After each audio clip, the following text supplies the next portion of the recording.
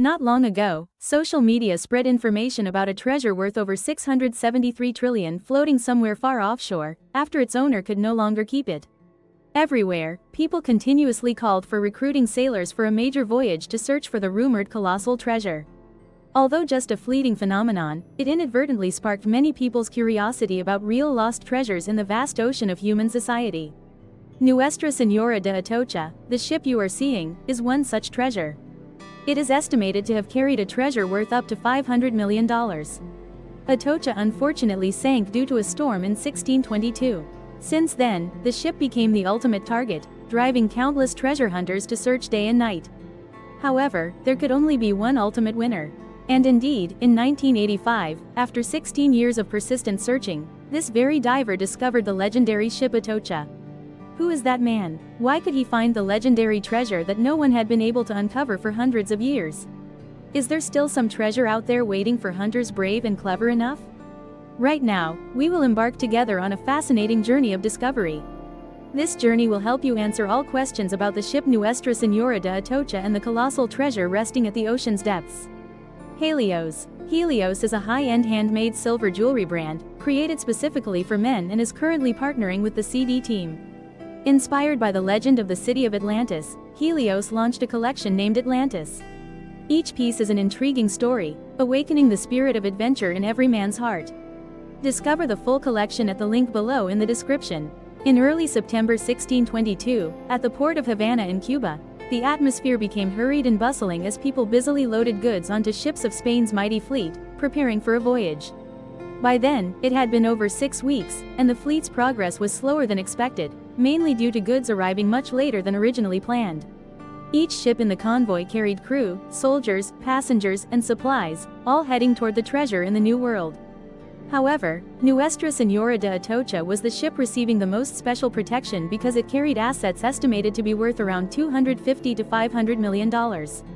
These included silver mined from Bolivia, Peru, and Mexico, emeralds from Colombia, pearls from Venezuela, along with countless silver items, tobacco, jewelry, and fireworks. Additionally, Santa Margarita, another ship in the convoy, also carried immensely valuable cargo and received no less special attention. On September 4th, once everything was ready, the twin fleet set sail, carrying a massive fortune toward the mother country, Spain. The sky was clear, and the weather seemed highly favorable for the long 1,000-kilometer journey ahead. Yet, things turned out completely unexpectedly. Less than 48 hours after departure, their entire journey faced the wrath of Mother Nature. A fierce storm struck unexpectedly, leaving everyone unprepared. In a brief moment, the ocean claimed hundreds of lives along with a huge fortune of the world. On the ship Atocha, only 2 sailors and 3 slaves survived by luckily clinging to the mast. Nothing remained of Santa Margarita. After news of the recent tragedy reached Havana, the Spanish authorities immediately dispatched a fleet of 5 other ships to salvage what remained. Of course, the top priority targets were the 2 ships Nuestra Señora de Atocha and Santa Margarita. The Spaniards conducted salvage operations for many years, using slaves for the work. It can be said they were quite successful, recovering nearly half of the cargo from Santa Margarita's hold. However, over 60 years of searching, the Spaniards still could not locate the ship Atocha and the colossal treasure it carried. Time silently passed. The story of Atocha gradually faded into oblivion. The finest treasures from around the world seemed powerless against the legendary ship. For hundreds of years afterward, no progress occurred.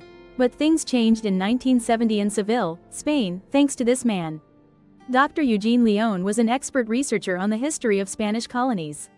While researching and seeking materials about Florida in the Seville archives, he accidentally discovered a highly noteworthy piece of information. That information was recorded in a comprehensive report about the incident of capturing a strange ship on the coast in 1622. From the very first page, the information indicated the ship was almost completely destroyed by cannon fire and was found at the Marquesas Keys, a small island cluster over 30 kilometers from Key West. Leon was convinced that strange ship was Atocha. Thus, he immediately contacted his associate, treasure hunter Mel Fisher. You see, as an archivist researcher, Fisher had always shown special interest in theories about Atocha, which was no surprise at all. In daily life, Fisher worked both as a farmer and ran a small diving shop. With the information gathered, Fisher brought his wife and children into the treasure hunt journey.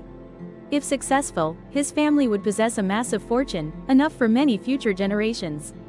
With support from the diving shop and extensive knowledge of the ocean, Fisher estimated the search might take about 6 months. But even so, was that time truly fast enough?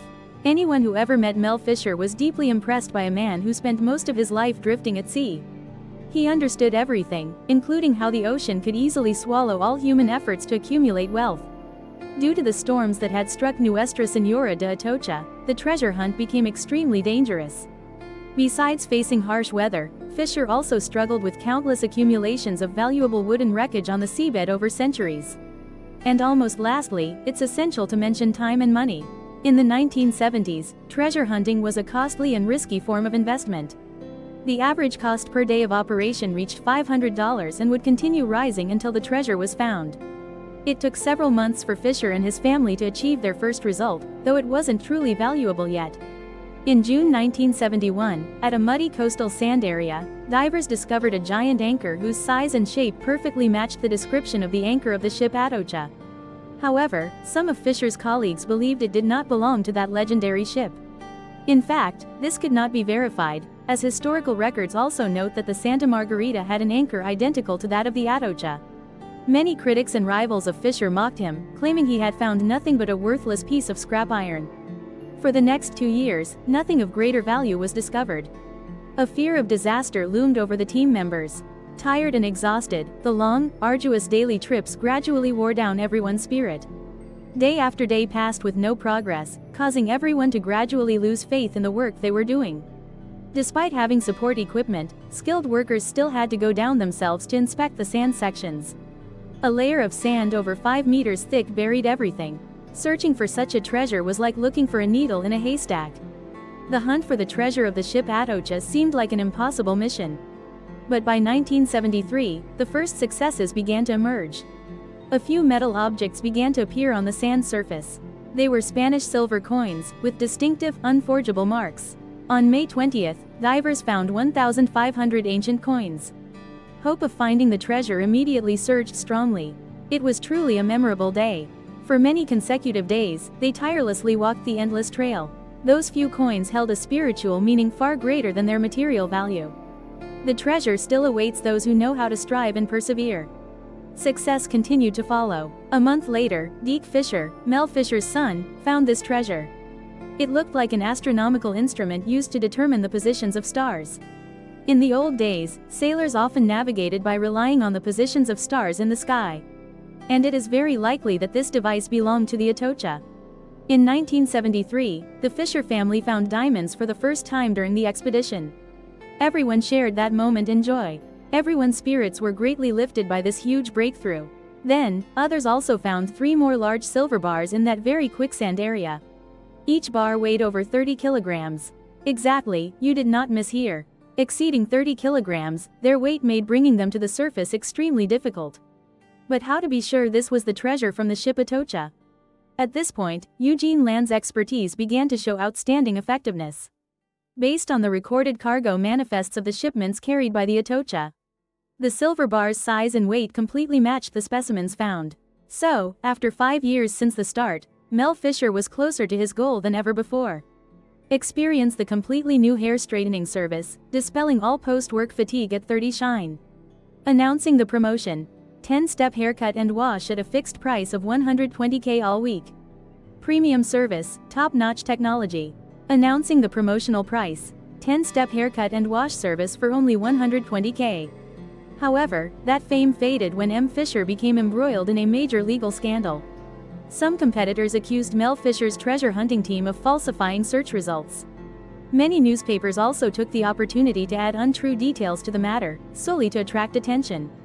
Mel Fisher's claim that he was about to find the treasure became a fierce controversy, requiring legal intervention. Fortunately, everything was eventually resolved satisfactorily. Not wanting to be stuck like in previous years, Fisher needed someone who could quickly piece together the available clues to find the treasure. The scientist, Matuchin, was that person. After being provided with full information and evidence, Matuchin began to build an extremely logical line of reasoning for himself. After 3 years of painstaking research and piecing together every small piece of information, they finally reached a consensus that The main part of the Atocha ship was actually not in the shallow waters where the expedition had been focusing their search all this time. Based on calculations of natural conditions such as currents, time, and weather, it could be determined that its location must be in deeper waters, several kilometers away from the current position. According to Matuchin's deep water theory, the Atocha sank at a depth of over 15 meters. 11 months after the fleet tragedy, a major storm struck. It is very likely that it caused the ship to break apart and swept the debris into the shallow waters. This also explains why silver bars, tally plates, and over 1,500 coins were found in multiple separate locations. Despite opposing opinions from dozens of other treasure hunter groups, Dirk Fisher firmly believed in the theory proposed by Matuchin and his father, Mel Fisher. That belief was duly rewarded on July 13, 1975, when the first Mars exploration spacecraft unveiled an incredibly spectacular scene. Ancient bronze cannons from Taipei lay scattered on the sandy seabed. Since the silver bars, this was the next crucial evidence the exploration team found to locate the Atocha. As a warship of the Navy, all equipment on board had to be precise and could not be falsified. $500 million were within reach. Dirk Fisher must have felt immensely proud. But he had no idea that no survey comes for free. A week after retrieving the Taipei cannons, the treasure hunting ship encountered an accident. An undetected leak in the hull caused the ship to list increasingly to one side. In just a few short minutes, the ship capsized and sank beneath the waves. The incident happened at midnight, when everyone was in deep sleep, yet no one reacted. 3 people died trapped, among them Dirk Fisher and his mother. 3 lives lost, too high a price for any archaeological finds that might be discovered later. Are the curses of archaeological discoveries also similar? The family's decline left Mel Fisher in dire straits. No archaeological reports interested him anymore, for he had lost the greatest research project of his life. Although work continued, with such a spirit, everything fell into a vicious cycle over the next 3 years, as the leader was completely indifferent. After a journey of over 10 years, when the links of the chain were hauled up, the treasure of the Atocha seemed right before their eyes. Things still didn't improve much.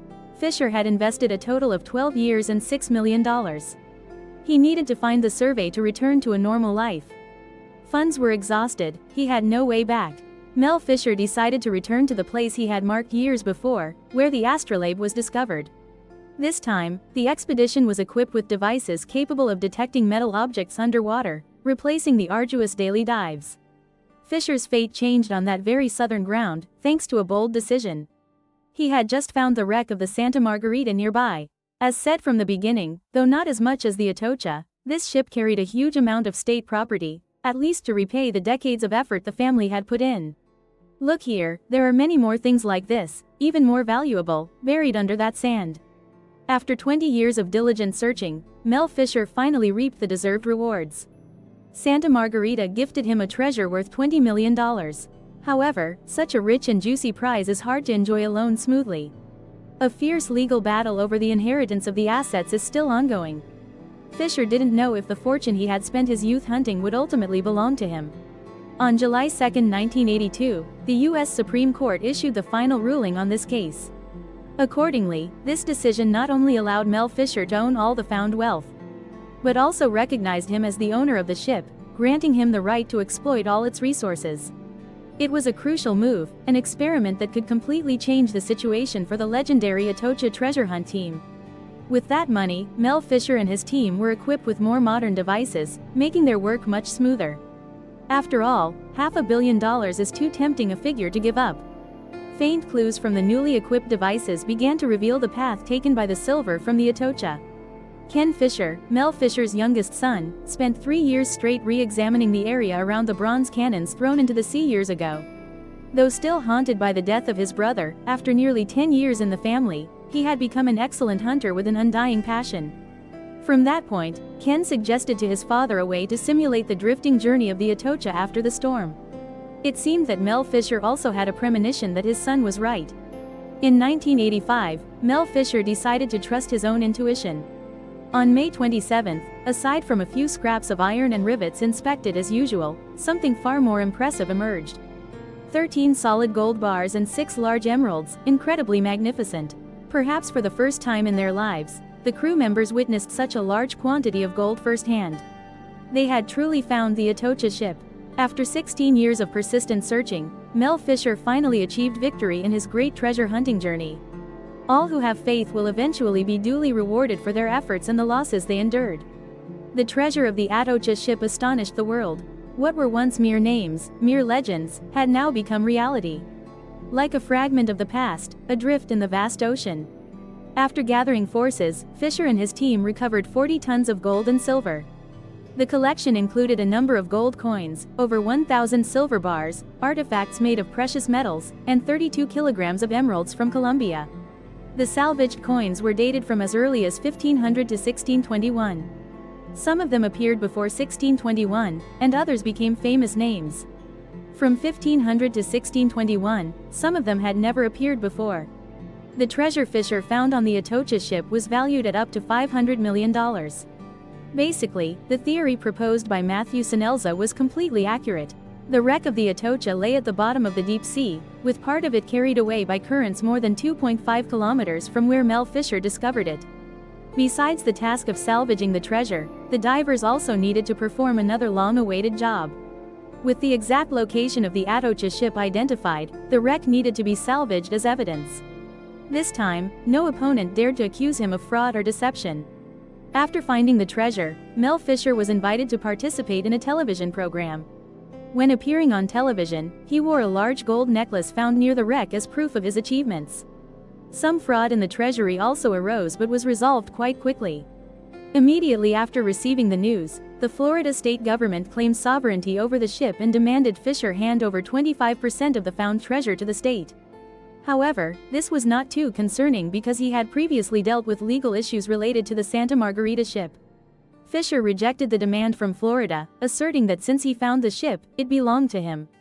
After 8 years of litigation, on July 1, 1992, the U.S. Supreme Court finally ruled in favor of Mel Fisher's ownership of the entire treasure found from the Atocha ship. To this day, many artifacts recovered from the Atocha ship are displayed at the Mel Fisher Maritime Museum in Key West, Florida.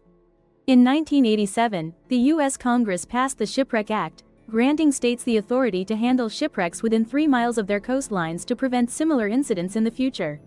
Mel Fisher passed away on December 19, 1998. By 2014, the shipwreck Nuestra Señora de Atocha he discovered was recorded in the Guinness World Records as the most valuable shipwreck ever found at the bottom of the ocean. From a certain perspective, this can be seen as a well-deserved recognition for a life that seemed straight out of a fairy tale. Have you ever thought about giving up a normal life to become a treasure hunter like Mel Fisher? In fact, $500 million is a huge amount. With that money, you could even buy the entire Lot Center building right in the center of Hanoi. The Atocha treasure is recognized as the largest treasure ever salvaged from the sea. This is an indisputable fact. However, overall, there have been other treasures claimed to be found with values dozens of times greater than the Atocha treasure. In 2015, the Colombian government announced the discovery of a treasure from the San Jose shipwreck at the bottom of the sea, with an estimated value of up to $17 billion. This was the most valuable treasure ever discovered at that time. The treasure belonged to the Spanish ship San Jose, sunk by the British fleet in 1708 in the Caribbean Sea. San Jose was owned by King Philip V of Spain, designed as a merchant ship with a broad hull, carrying 64 cannons and 3 large masts. Construction of this ship began in 1697 and took a year to complete. At the same time, another ship similar to San Jose was launched, named Chandra Queen. After launch, the 2 ships became part of the Spanish fleet under General San Jose Fernández de Santillán. On its final voyage, San Jose escorted a convoy of 3 warships and 14 merchant ships, departing from Portobello, Panama to Cartagena, Colombia before returning to the motherland. San Jose was tasked with transporting a large amount of wealth, mainly precious metals mined from the colonies of Peru and Bolivia, back to Spain. These resources were intended to supplement financial resources for the war against Britain. This was the glorious era of the Spanish Empire, as they continuously waged wars of invasion and plundered resources from Latin American countries. Thus, this was not at all strange. On June 8, 1708, the fleet including the San Jose encountered another British fleet near Peru, leading to an extremely fierce battle. During the battle, San Jose cannon exploded, damaging the ship. Most of the crew members perished. All the gold, silver, emeralds, and various jewelry sank to the bottom of the sea along with it. Of the 600 people on board, only 11 survived. At the time of the shipwreck, the Senhos was believed to be carrying a treasure estimated to be worth nearly $17 billion. This number was achieved because the Senhos forgot to carry an equivalent amount of crab, and Senhos himself was lucky to survive. Holy Grail of shipwrecks. For many years, the pursuit of this ship has been one of the top goals for archaeologists and treasure hunters in the region. A group of American investors called Shisha Amada, or SSA for short, claimed to have found a ship off the coast of Colombia in 1981. The wreck was discovered buried near the Rosario Islands in Colombian waters. Unfortunately, a discovery that was expected to be shocking ultimately did not materialize when Colombia refused to sign the sharing proposal put forward by SSA. Along with that, it also refused to grant the National Aeronautics and Space Administration, SSA, permission to conduct full rescue operations at the ship accident site. After receiving the information, the Colombian Congress quickly passed a law granting the state ownership of all treasures found within the country's territory and territorial waters. The amount SSA received was a mere 5% search fee, yet it was taxed up to 45% of that income. Not accepting the injustice, the SSA organization decided to sue Colombia in the country's own court in 1989. In July 2007, the Colombian Supreme Court ruled that any treasure found would be split equally between the Colombian government and the explorers. Dissatisfied with the ruling, SSA filed a lawsuit against Colombia in a court in the United States. Despite many efforts, the lawsuit was repeatedly dismissed twice in 2011 and 2015 for technical reasons, and the money in the Senhos account was finally declared property of the Colombian state.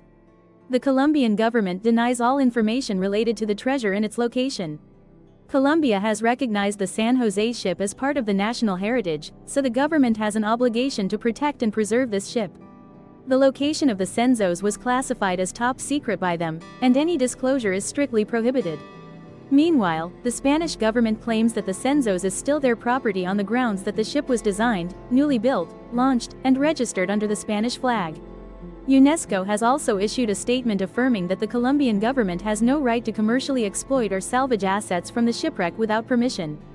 However, according to the Colombian Institute of Anthropology and History, geological studies are being conducted to assess the method of extracting artifacts from the ship. Along with that, a museum will be built in Cartagena to house the artifacts salvaged from the Senhos shipwreck. On December 16, 2015, the Colombian Inspector General's office required the state and other relevant parties to be responsible for fully recording the exploration and intervention activities for the Senhos. The Inspector General also required that all assets, including coins, gold bars, and gemstones, be transferred to the central bank for management and preservation. Is the real asset that the Senhos possesses really limited to the figure of $17 billion? If so, this can somewhat be compared to the offshore treasure that our online community is vigorously pursuing. Even if the treasure story is not true, Colombia itself has been very successful in promoting its image to the world. It can be seen that every discovery of a large treasure is always like a boost, strongly impacting the spirits of enthusiasts in this field. However, this also means that the number of targets is increasingly narrowing. Have the few remaining lost treasures been found yet? If you think that all valuable treasures have been discovered, that is a completely mistaken thought. As long as you have enough ambition, the ocean will always reward you with deserved prizes. For example, the ship Flor de Lima, this reward is only worth $2.6 billion. Now try to imagine Lisbon in 1502, when the city was at the peak of its golden age, the center of great explorations that opened up new islands and lands. The port of Lisbon was always bustling and lively, and now it has become even more famous thanks to the latest achievement just announced. A completely new giant ship, built with the best quality ever. With a length of 35.9 meters and a height of 33.8 meters, the Flor de Lima was the largest ship in the home island fleet. From the very idea of building this ship, the mission thought immediately of sending it straight to India, to conquer the fertile land with its gold, silver, and precious spices, which has long fascinated the Westerners. Despite all incidents, the Flor de Lima lived on the ocean for 9 full years before finding its final eternal resting place in the sea. That day of diagnosis was also the day I forever lost a priceless treasure, the life of a family member. After being launched in 1502, the ship Flor de Lima, under the command of the famous Captain Esteval da Gama, along with the entire crew, set sail straight for India. In the wealthy land, the ship brought back home many precious things. In the approximately 4 years that followed, the ship was converted into a warship, helping the island tribe people quickly invade wealthy coastal cities. The Flot de Lima was part of the fleet under the command of Alfonso de Albuquerque, a nobleman, governor and admiral, and the second viceroy of the home islands in the East Indies. In 1511, the fleet advanced straight to the Strait of Malacca, which is part of present-day Malaysia. At that time, Malacca was the crossroads of crucial maritime trade routes, making it an extremely bustling international trade center with many transactions and negotiations. After 12 days of fierce fighting, the defensive forces of the home islands were finally exhausted. Seizing the opportunity, Chief Alfonso declared that Malacca had been completely conquered. In addition to taking over the port of Malacca on behalf of the royal family of the island tribe, the chief himself quickly seized everything possible in this land. The gold that the Portuguese expedition obtained in Malacca was something beyond anyone's imagination for the next 2 centuries. Over 60 tons of gold were crafted into countless precious items for the Malacca King's palace, including animal and bird figures, gold jewelry, and gold coins. More than 200 gold buffalo chests exhausted the sailors during transport, along with countless diamonds, rubies, emeralds, and sapphires. The value of these treasures today is equivalent to $2.6 billion. In December 1511, the cargo, likely livestock, was loaded onto the ship, and Captain Afonso ordered the Flor de la Mar to weigh anchor and set sail for home. Just 2 days after setting sail, the ship encountered a fierce storm. It struggled on the open sea, battling nature's fury for hours. Eventually, it struck a reef off the coast of Sumatra. According to records, the Flor de la Mar quickly broke in two after hitting the shoal. The ocean's violent waves crushed it into countless fragments. Nearly all 400 people on board perished in the storm. Only Captain Afonso and a few loyal crew members escaped on a 16th-century lifeboat. Despite many search efforts, locating the Flor de la Mar has yielded no significant clues to date. Opportunity is always equal for everyone, and anyone, including you or me, could become a billionaire with luck. In the past, tiger hunting was a risky profession that attracted many participants. Today, it is nearly impossible to find such free-spirited and courageous people anymore. Do you want to test your luck on the distant seas? Who knows, fortune might smile upon you. Please share your thoughts and feedback in the comments section of this video. Your input will help Primitive Universe improve continuously. Our video ends here. Goodbye, and see you in the next videos. Wishing everyone a wonderful day.